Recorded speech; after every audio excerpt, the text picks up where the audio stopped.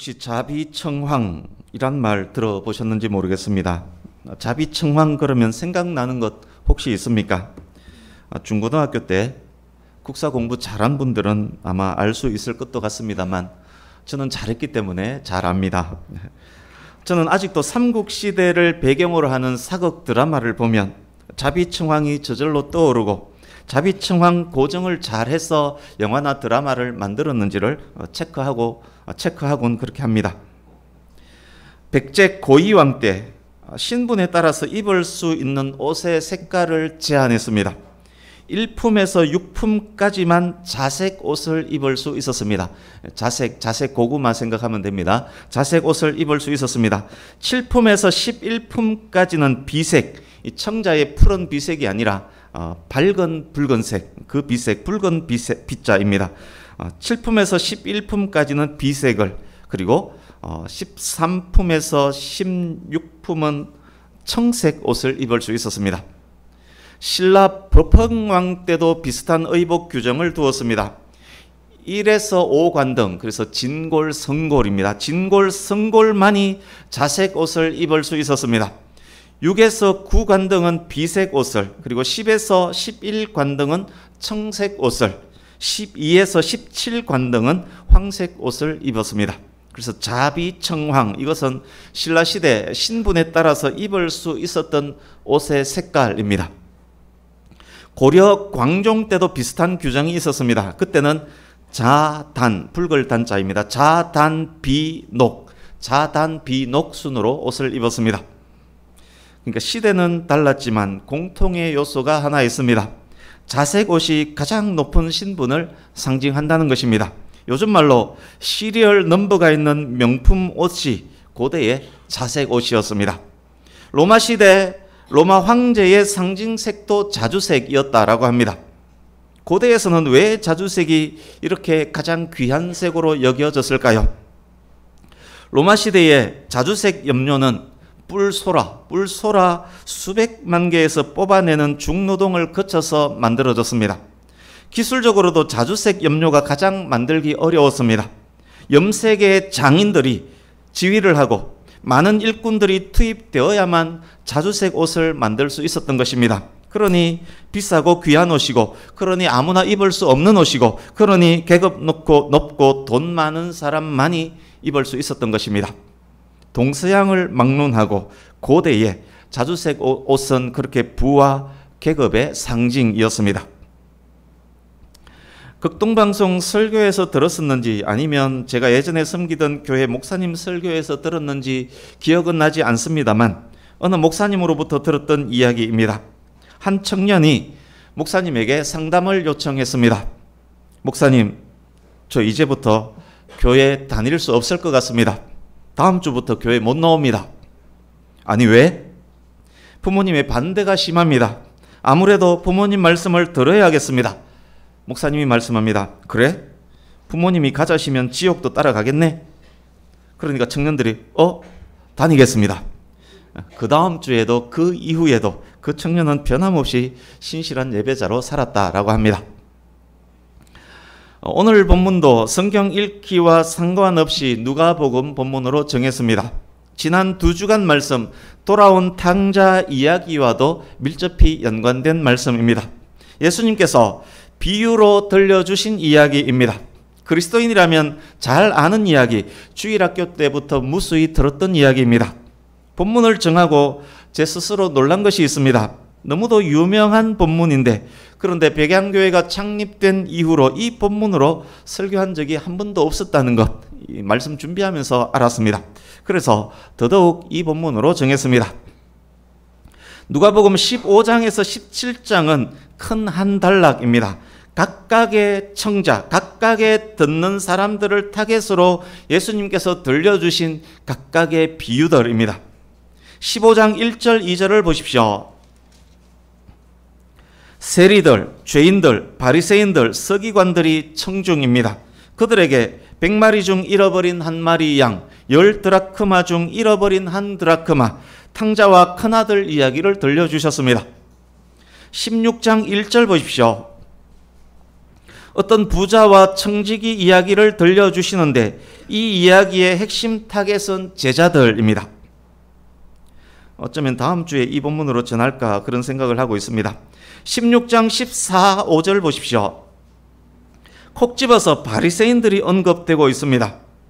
아시듯 바리새인들은 이스라엘의 지도자들입니다. 성경과 율법에 밝은 사람들입니다. 돈도 많습니다. 부자로 사는 것은 하나님으로부터 복을 받았기 때문이고 가난하게 사는 것은 하나님으로부터 저주를 받았기 때문이라고 생각하는 사람들입니다. 오늘날 교회 안에도 이렇게 생각하는 사람들 많습니다. 14절과 18절 보십시오. 예수님께서 바리새인들에 대해서 말씀합니다. 누가도 평가를 덧붙입니다. 바리새인들은 돈을 좋아하는 자들입니다. 스스로 옳다라고 여기는 사람들입니다. 사람 중에 높임받는 것을 좋아하는 사람들입니다. 교만으로 말미암아 하나님의 미움을 받는 자들입니다.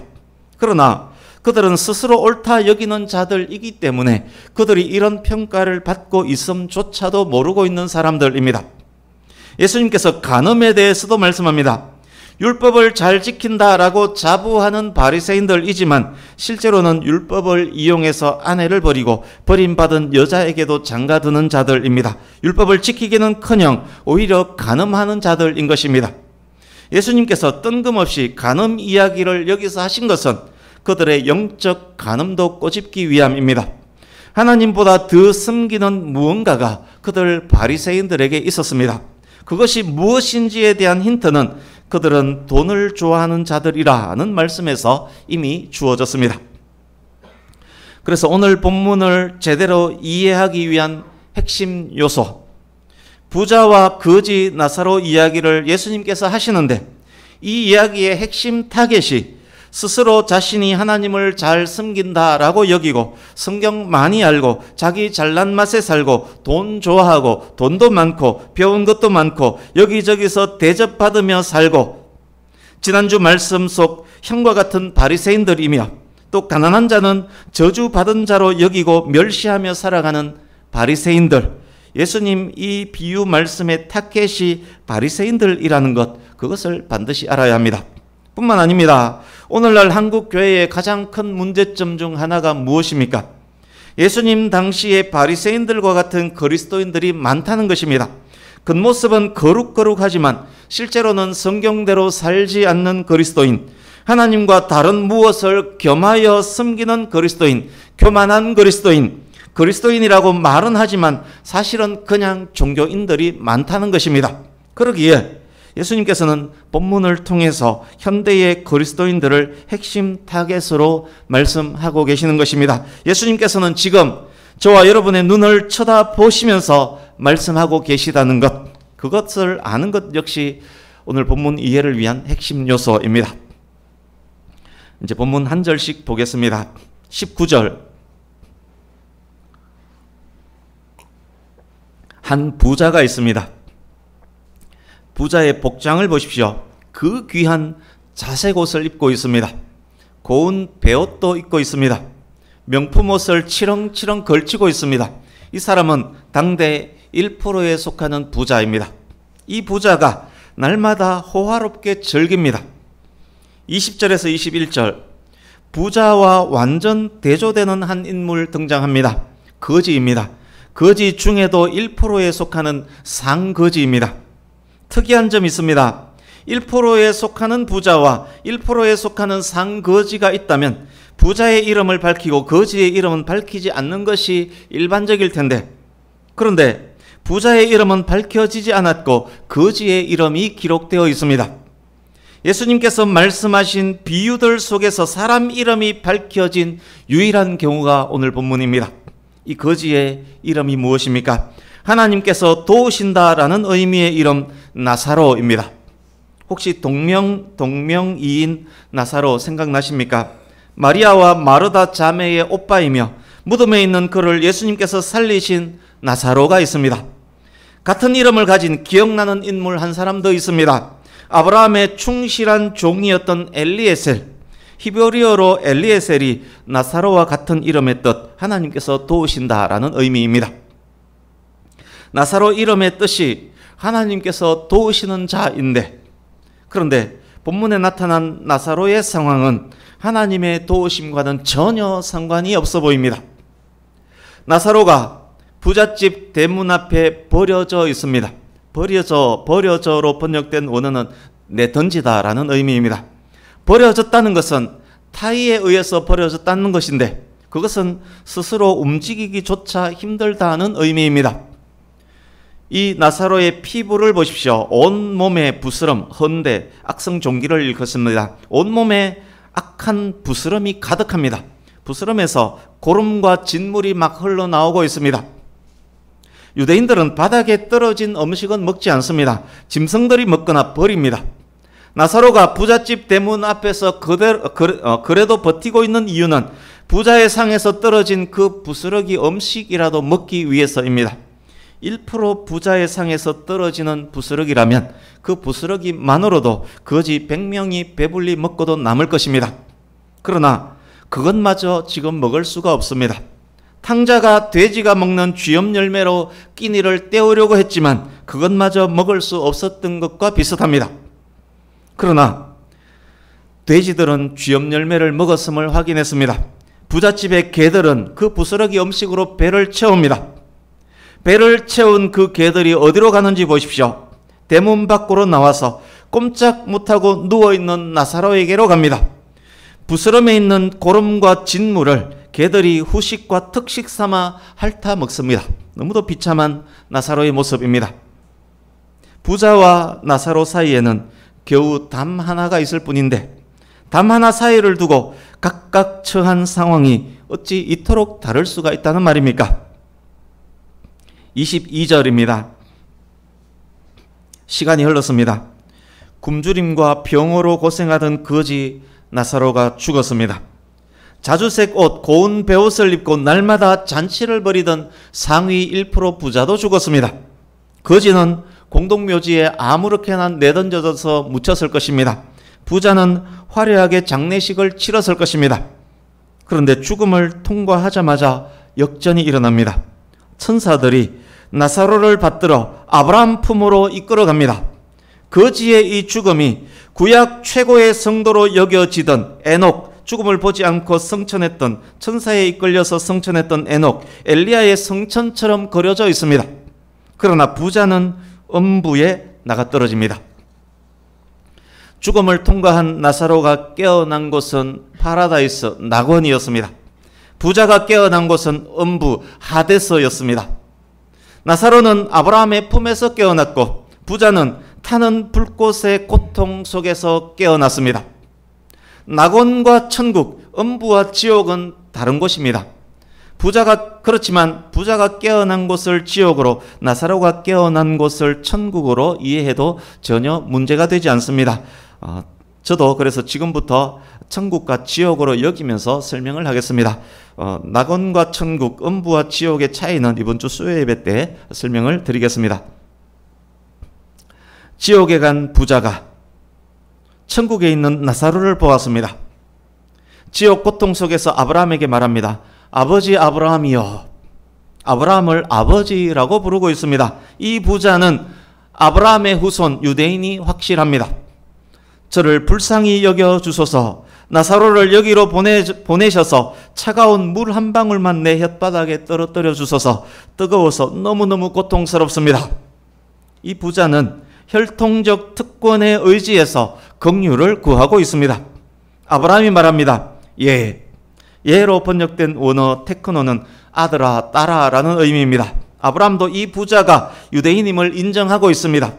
그러나 그에게 긍휼을 베풀지는 않습니다. 아브라함의 후손이라는 이유가 긍휼을 베푸는 이유가 될 수 없었던 것입니다. 오히려 말합니다. 너는 살았을 때 너의 좋은 것으로 너를 위하여 마음껏 누렸잖니.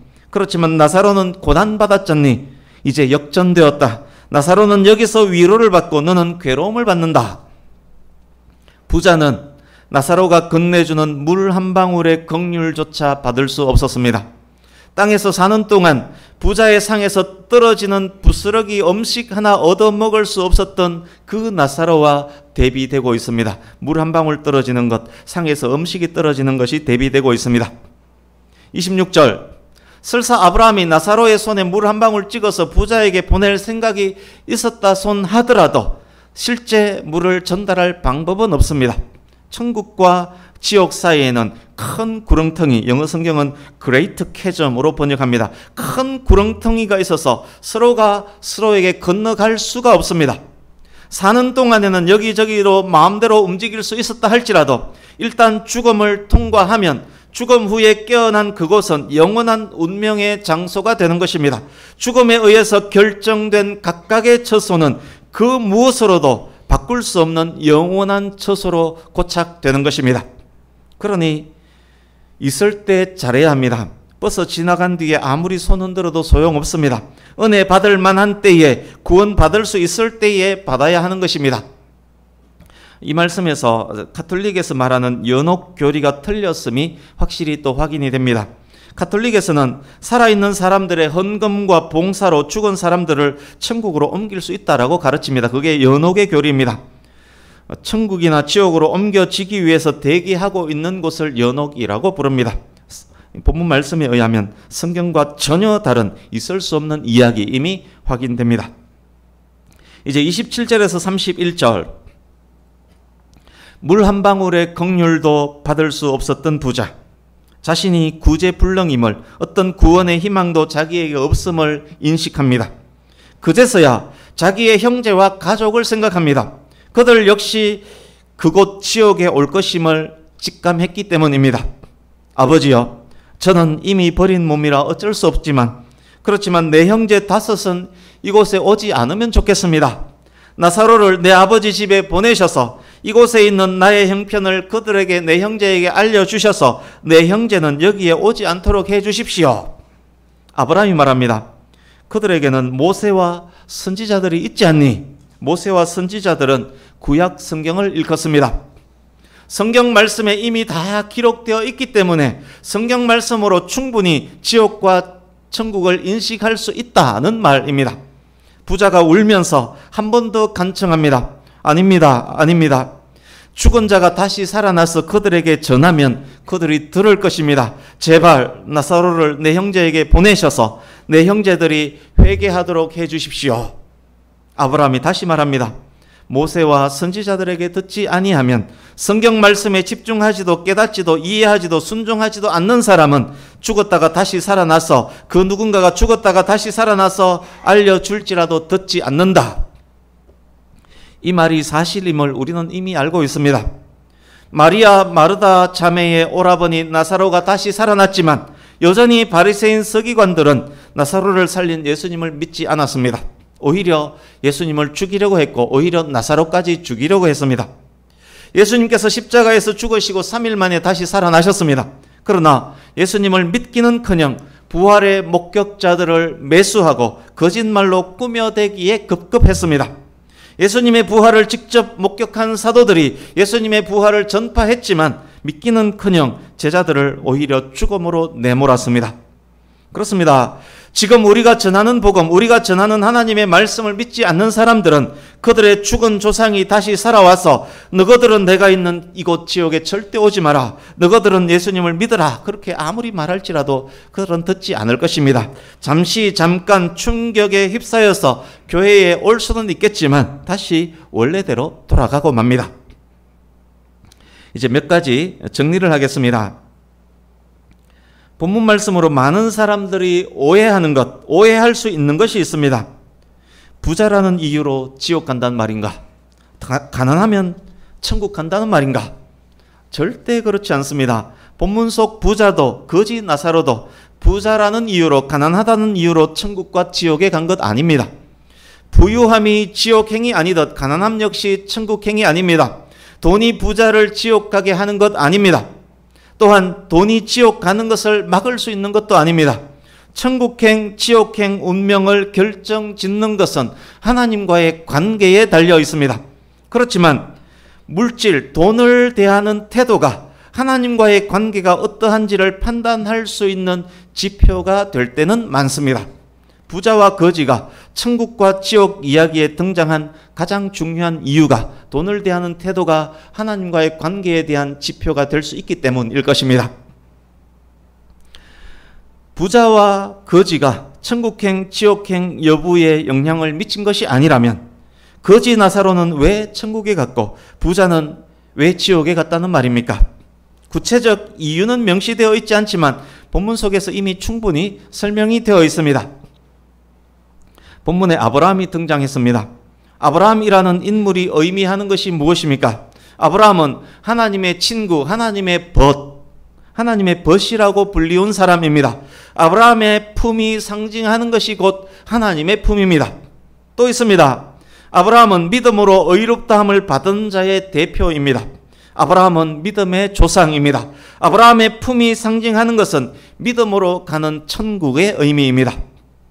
본문 속 거지에게서 어떤 선행도 어떤 경건도 우리는 찾아볼 수 없습니다. 그런데 나사로가 하나님의 아브라함의 품에 안겨져 있습니다. 거지가 천국에 간 것은 그의 행위로 말미암음이 아니라 믿음으로 은혜로 갔다는 의미입니다. 탕자가 아버지에게 갈 수 있었던 것은 그래도 버리지 않고 보관했던 칼, 그림 속에 있는 칼 기억하시면 됩니다. 그래도 버리지 않고 보관했던 칼, 용납하시고 받아주시는 아버지의 은혜로 말미암음이었습니다. 예수님 비유 속 인물 중 이름이 밝혀진 유일한 사람이 거지 나사로임을 말씀드렸습니다. 이름이 생명책에 기록될 수 있는 것은 오직 은혜로, 오직 믿음으로인 것입니다. 그렇다면 부자가 지옥 간 이유는 무엇입니까? 꽤 많은 이유가 있습니다. 첫 번째 23절 보십시오.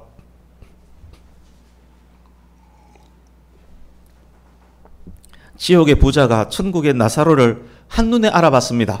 이게 무슨 말입니까? 부자가 땅에 있을 동안 구걸하는 나사로를 단번에 알아볼 정도로 많이 보았던 것입니다. 땅에 사는 동안 이미 나사로의 얼굴을 똑똑히 기억하고 있다는 말입니다. 모른 척 안 그런 척 했지만 대문 앞에 거지 나사로가 구걸하고 있음을 이 부자는 벌써부터 알고 있었습니다. 우리 주보 오른쪽 하단에 있는 마태복음 25장 40절 같이 읽습니다. 같이 읽습니다. 시작. 임금이 대답하여 이르시되 내가 진실로 너희에게 이르노니 너희가 여기 내 형제 중에 지극히 작은 자 하나에게 한 것이 곧 내게 한 것이니라 하시고. 아멘. 여기에 임금은 하나님을 의미합니다. 하나님께서 말씀합니다. 가난한 이웃, 불쌍한 이웃에게 물 한 그릇 대접하는 것, 그것이 곧 하나님 사랑함의 증거다. 이웃을 사랑하는 자는 하나님을 사랑하는 자이고 하나님을 사랑하는 자라면 이웃을 사랑한다. 율법을 지키노라 자부하는 바리새인들이었지만 율법의 가장 중한 바 하나님 사랑, 이웃 사랑은 실천하지 못했습니다. 율법의 더 중한 바 정의와 긍휼과 믿음을 버렸습니다.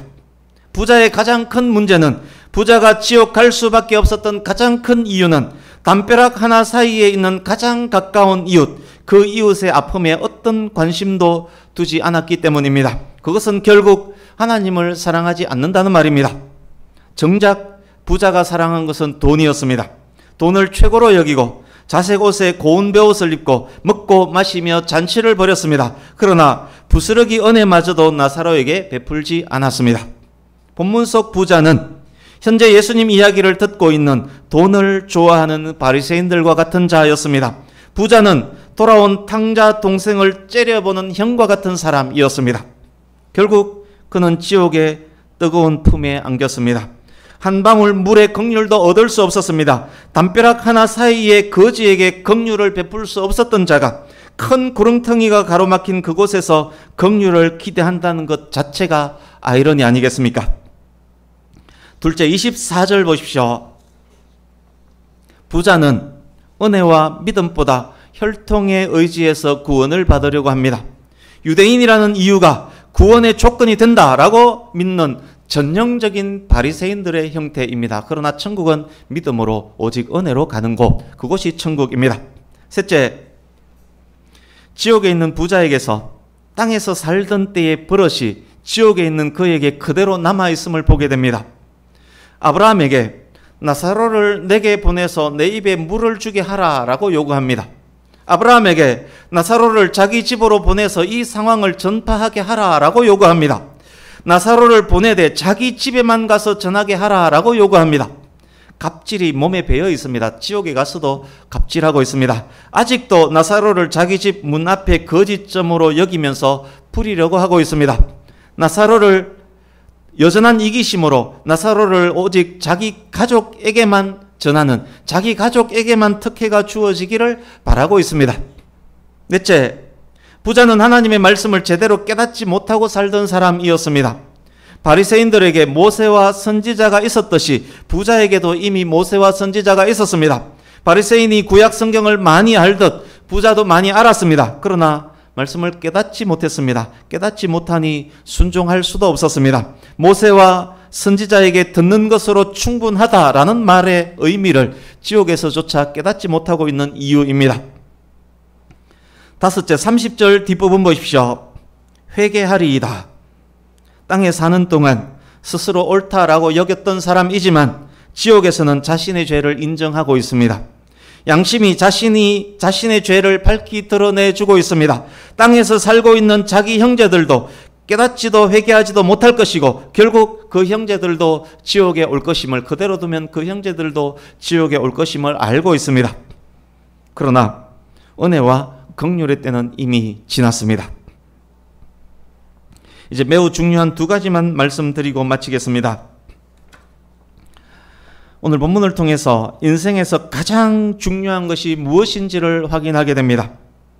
이 땅에서의 우리의 삶은 잠깐입니다. 이 땅에서의 삶은 그냥 머물다 가는 나그네일 뿐입니다. 중요한 것은 죽음 이후의 삶입니다.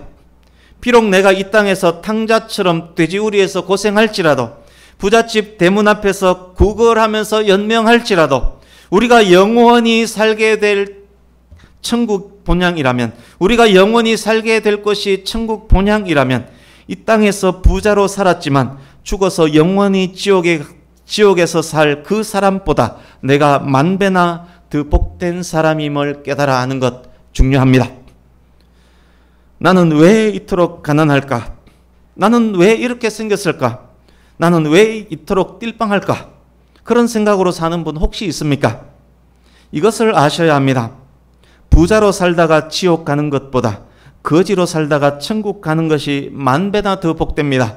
명품 옷 입고 명품 가방 메고 명품 스포츠카고 다니는 지옥 갈 저 사람보다 천국 갈 지금의 내가 훨씬 더 명품입니다. 영화에 나오는 최고로 잘생긴 지옥 갈 저 배우들보다 비록 조금 못생겼을지라도 천국 갈 지금의 내가 만배나 더 미인입니다. IQ 200으로 살다가 지옥 가게 될 저 사람보다 IQ 100으로 살다가 천국 갈 내가 훨씬 더 똑똑한 사람입니다.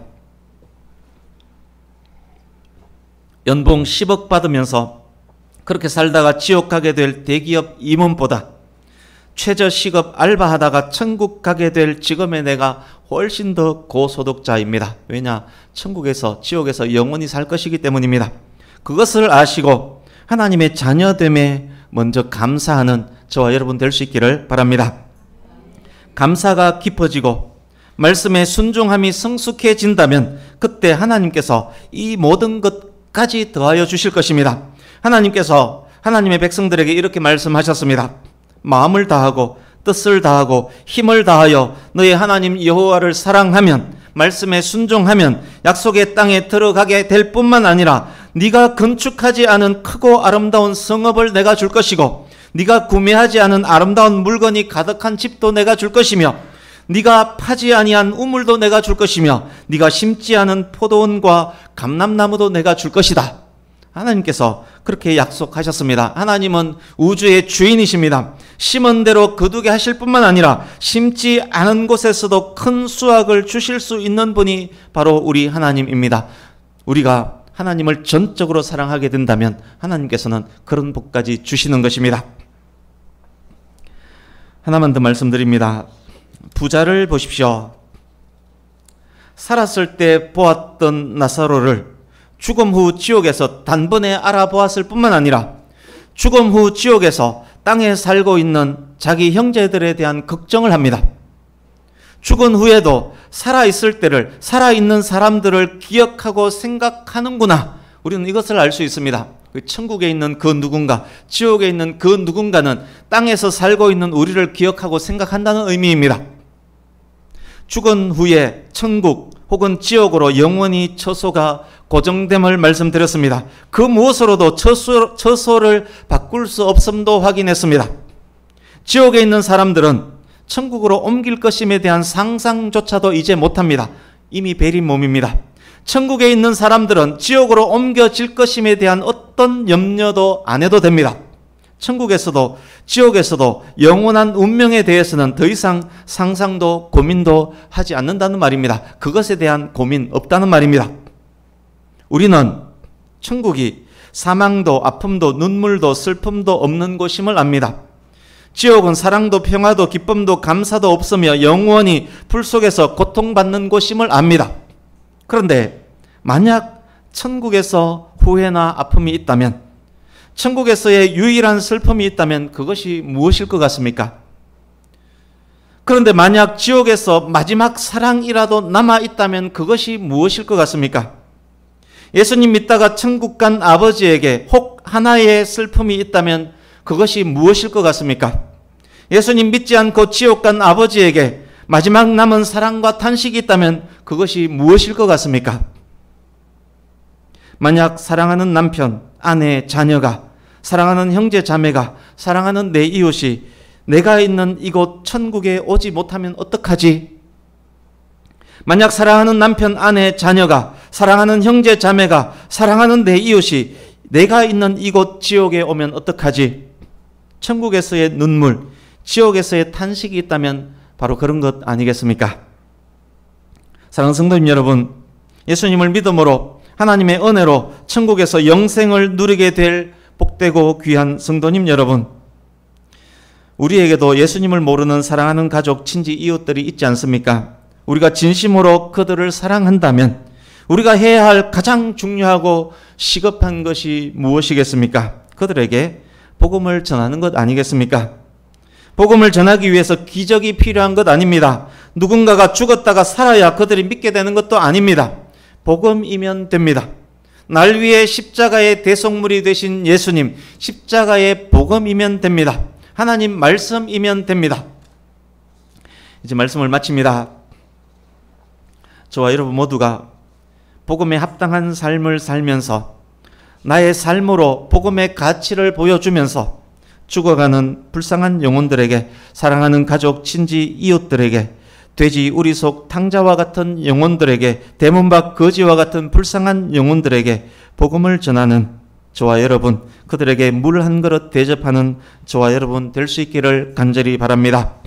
그들 모두와 함께 천국에서 영원히 사는 것을 기대하면서 효력 있게 복음을 전하는 우리가 될 수 있기를, 진정한 복의 통로가 되는 저와 여러분 될 수 있기를 예수님 이름으로 축복합니다. 아멘. 기도하겠습니다.